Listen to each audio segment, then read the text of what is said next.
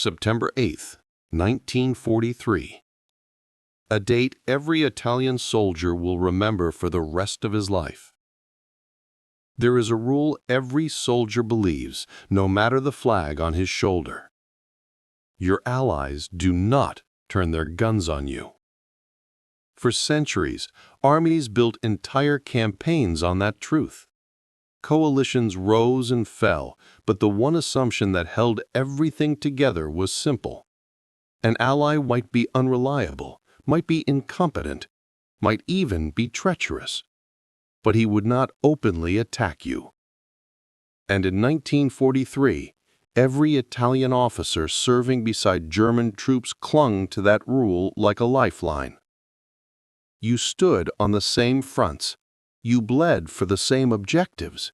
You saluted the same Berlin-Rome alliance that supposedly made your destinies inseparable. The Germans depended on Italy's divisions to hold ground in Yugoslavia and Greece. Italian commanders planned their operations around German reinforcements, German supplies, and German promises. So when news spread that Italy was negotiating an armistice with the Allies, many Italian officers still believed one thing: the Germans will understand. They will let us go home. They will not betray us. How could they? Why would they? But in 1943, on the sun-blasted island of Cephalonia, one moment shattered that rule. German troops began to tighten their positions. Communications went dark. Ammunition depots were sealed. And Italian officers, men like Captain Amos Pampaloni, realized the truth with chilling clarity. Germany was preparing to disarm them by force.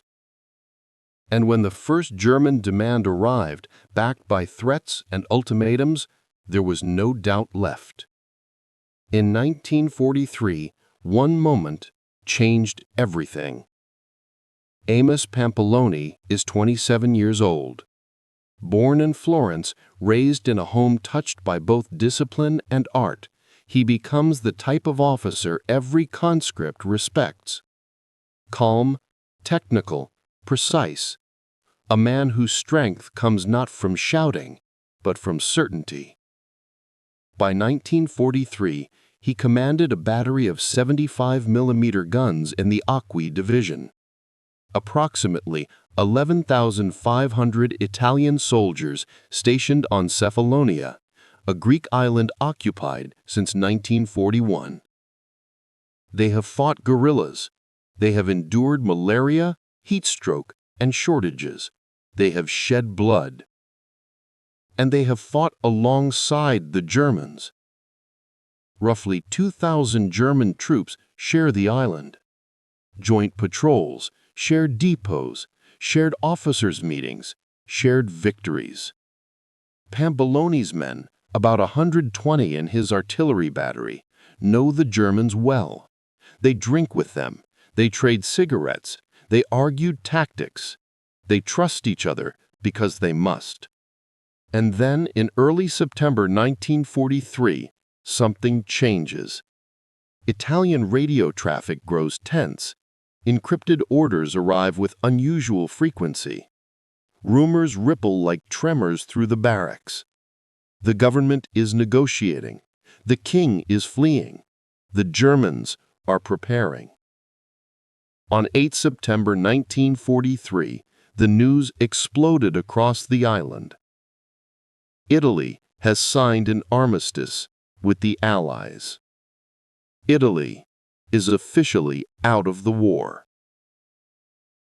For the Italian soldiers of Cephalonia, you would expect cheering, relief, the long war finally ending. Instead, confusion, fear, silence. Because the Germans react instantly. They fortify positions. They pull back their vehicles. They stop sharing intelligence. And a single German demand arrives at the Acqui Division headquarters: surrender your weapons immediately. General Antonio Gondin, commander of the Italian troops, faces an impossible choice. His orders from Rome are contradictory. Do not fire on the Germans unless fired upon. Do not surrender your weapons. Do not provoke a crisis. Do not yield to disarmament. Do not escalate. A perfect maze of indecision. And down at the battery level, Pampaloni feels the pressure building. German officers, men who once shared his table, now avoid his eye. Their patrols march closer to Italian positions.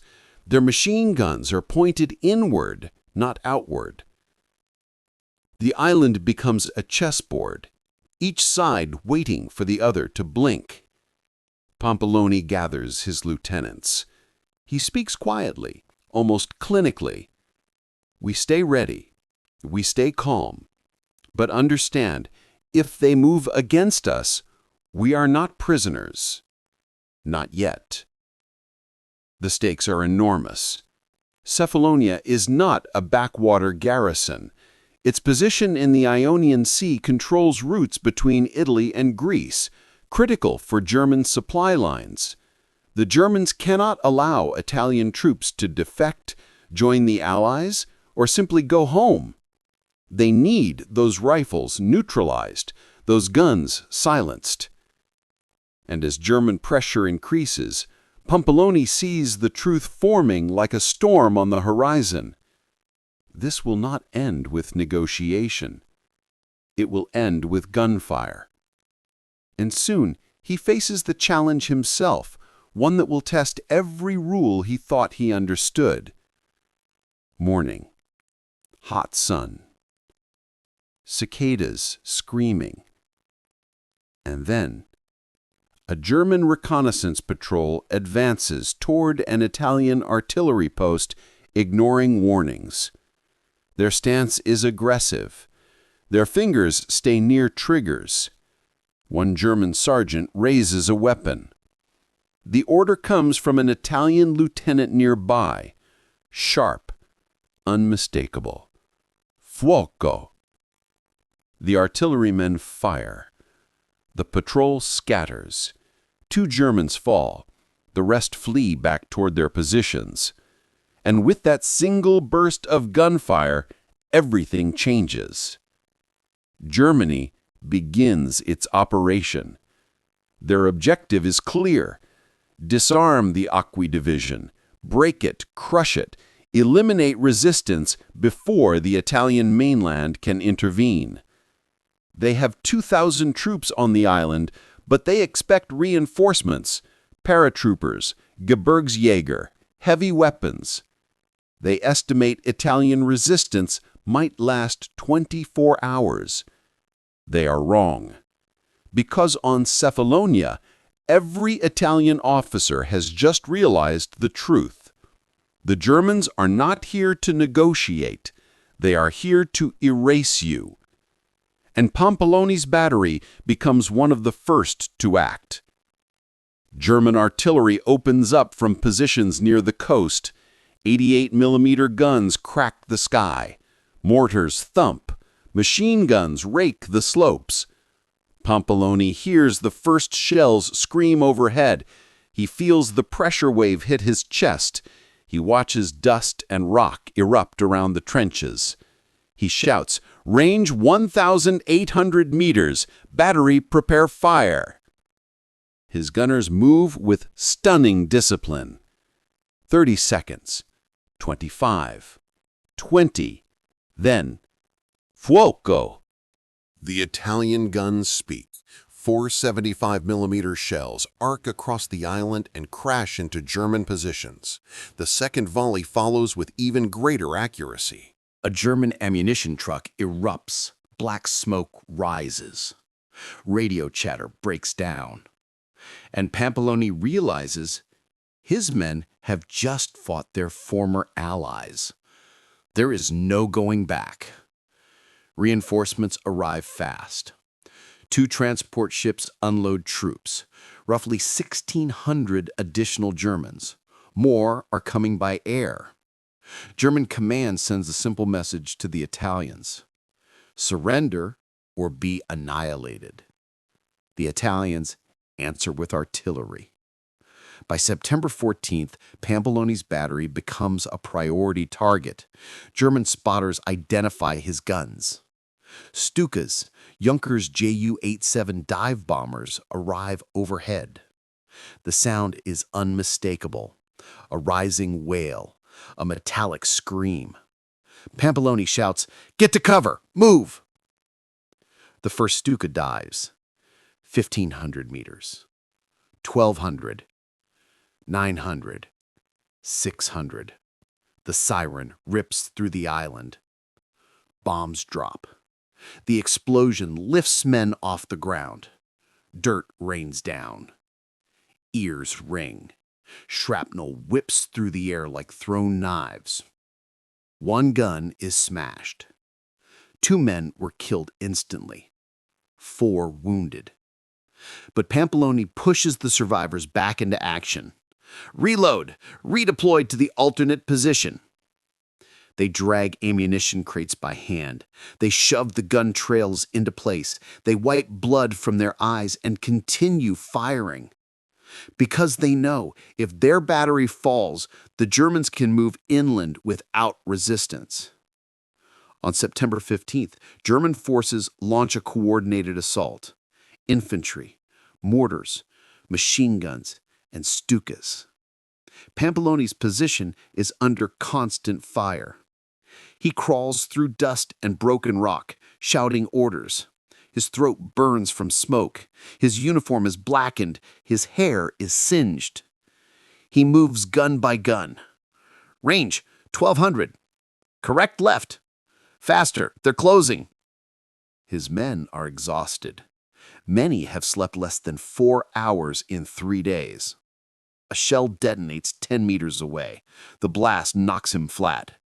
For a moment, his vision goes white. He tastes blood. He feels warm liquid on his forehead.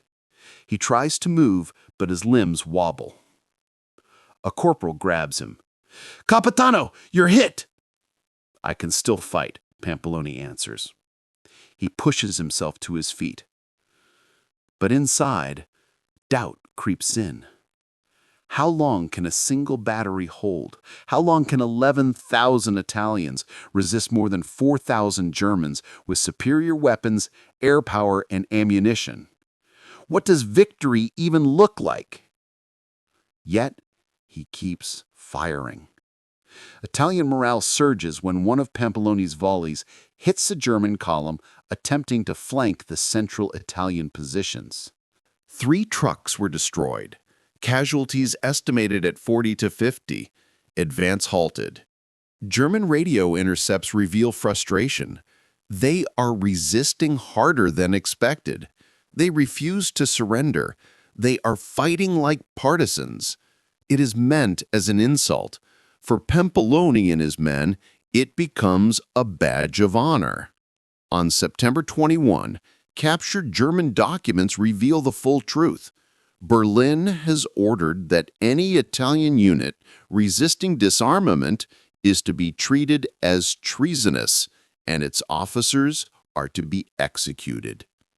It is not a negotiation, not a misunderstanding, not a tactical disagreement. It is a death sentence.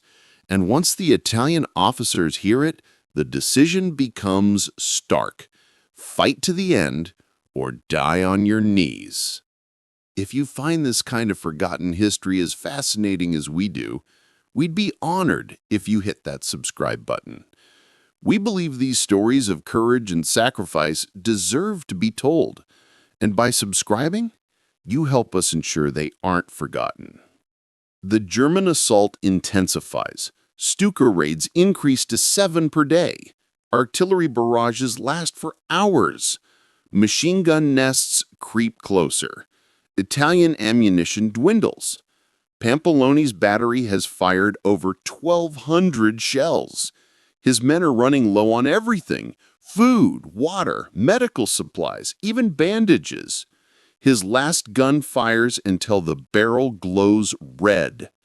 Then the Germans break through the center of the Italian line. Italian command radios the final order. Ceasefire. We negotiate surrender. Pampaloni is exhausted. His uniform is torn, his hands blistered. He hasn't slept in almost 40 hours. He lowers his binoculars. He sees the white flags rising across Italian positions. The guns fall silent. But he does not feel relief. He feels dread. Because he knows what the Germans think of officers who resist. What happens next will shock the world. And he is not done fighting for survival. Silence falls across Cephalonia, but it is the kind of silence that comes after a storm, thick, heavy, and full of dread. Captain Amos Pampaloni watches German troops advance toward Italian positions, rifles fixed, eyes cold. He knows what the document said. He knows what Berlin ordered. German officers shout commands. Italian officers are separated from enlisted men. And then the truth hits like a hammer. This is not a peaceful disarmament. This is an execution process. At first, it feels like an ugly rumor. Then the first shots ring out. German troops line up groups of Italian soldiers, 10 at a time, pull the triggers, and leave the bodies where they fall. In the first wave alone, over 135 Italian officers were executed. Soon, hundreds more. By the end, more than 5,000 Italian soldiers were massacred on Cephalonia, making it one of the largest mass executions of surrendered troops in World War II. And amid the chaos, Captain Pampaloni is captured. He is disarmed, beaten, and shoved toward a group of bound officers. A German soldier points at him. This one fought hard. He goes with the others. He understands the meaning instantly. This is a death sentence. Just before Pampaloni is placed with the next group slated for execution, a sudden argument erupts between two German officers. A dispute about logistics, prisoners, and an evacuation transport. A moment of confusion. A guard is distracted. A gap. Pampaloni moves. He slips behind a line of prisoners being marched elsewhere. Their guards don't check names. They only count heads. In that single sliver of opportunity, he disappears into the human river. The massacre continues. He vanishes inside it. In the following days, Pampaloni waits for nightfall. He hides among corpses. He crawls across ravines. He survives on stolen bread and water from abandoned canteens. When German patrols pass, flashlights slicing through the darkness, he presses his face into mud and slows his breathing. Finally, with the help of Greek civilians who risk their lives, Pampaloni reaches the central mountains of the island and joins the partisans. He is no longer an officer of the Royal Italian Army. He is now a hunted man. But he is alive. And the consequences of Cephalonia ripple far beyond his survival. The massacre is supposed to be secret, an internal punishment action. But word spreads. Captured Italian sailors escape and report the killings. Greek resistance messages reach Allied intelligence. German officers themselves whisper about the scale of bloodshed. Berlin fears three things. Other Italian garrisons might resist if they learn the truth. Allied propaganda will use Cephalonia to depict Germany as faithless and brutal. And German troops will lose trust in the alliance system they depend on. And they are right. Within weeks, Italian troops on other islands, Kos, Leros, Corfu, begin resisting disarmament, terrified of suffering the same fate. The Acqui Division's stand forces the Germans to divert tens of thousands of troops and aircraft to suppress Italian forces across the Aegean. Delays pile up, supply lines strained, Allied operations in the Mediterranean gain breathing room. But the true impact isn't understood until years later. The massacre becomes evidence at the Nuremberg trials. German commanders, including General Hubert Lance, are prosecuted partly because of Cephalonia. And tucked inside those vast legal files lies a name repeated again and again. Captain Amos Pampaloni, survivor, a living witness who escaped the impossible and returned to testify.